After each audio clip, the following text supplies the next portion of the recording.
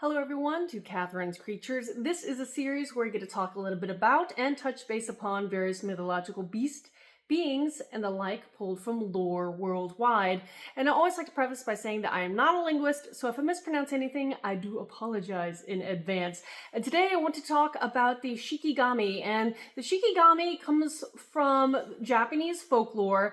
It is sometimes pronounced Shiki no Kami, but it's essentially this kind of being that, again, comes from Japanese folklore and is qualified as a type of kami, and kami is this collective name that can apply to a variety of deities, divinities, spirits, even kind of supernatural and unusual phenomena can all be qualified as kami. So the Shikigami think of it as this kind of almost small ghost type. Now, it's hard for me to really think of it exactly as a ghost because it's not a soul of the dead per se, so we'll get into that in a moment. But the idea of it stems from the Onmyodo, which is this kind of divine fortune-telling technique. And in the Onmyodo, the Shikigami is actually a symbol of the Omayami's power, so the person who is the diviner. And it's symbolized by the concept of Shikigami because a good diviner, in theory, can control the Shikigami's magical abilities and powers. And now this is interesting that the Shikigami is created to be used as a purpose, but even still has been associated with some kind of darker aspects. I saw a note that said potentially curses, and this is more of a recent, and I say recent in the sense that it was kind of believed that the Shikigami is again associated with some of these darker capabilities since the thousands. So the era of the Heian period of Japan, and again, do not know if I'm pronouncing that correctly, but it's been around for a while. With that said, in literature, the Shikigami, because trying to figure out how to depict this almost invisible spirit, it is often kind of portrayed in literature as a bird or child, in like some of the artworks and stuff like that as well.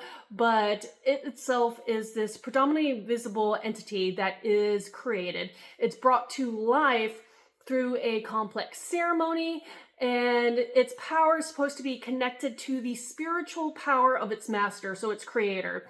And if in order to create a Shikigami, it is recommended that you are an experienced person in this kind of craft. You know what you're doing and you're capable of controlling it, because that is where things go awry.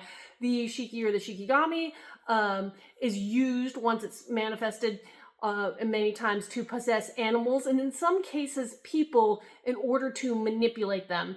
If the master is careless or not good at what he does, the spirit gets out of control and can begin to gain its own willpower and consciousness.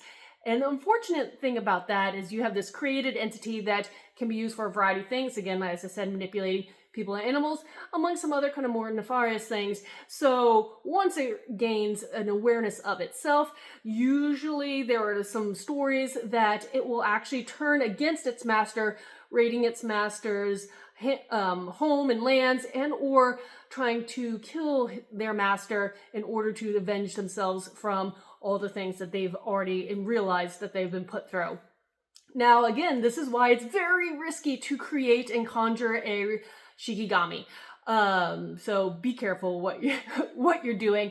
Some of the other things that Shikigami have been used to do, and again, some of these more darker aspects, is they've been used to, again, possess animals, people for their own manipulation in order to spy for the master, steal things for said master, and even track enemies. So interesting that it is a spirit that inhabits and possesses some kind of living thing, and then the living thing is utilized for the purpose of the master, whatever the master is trying to get done.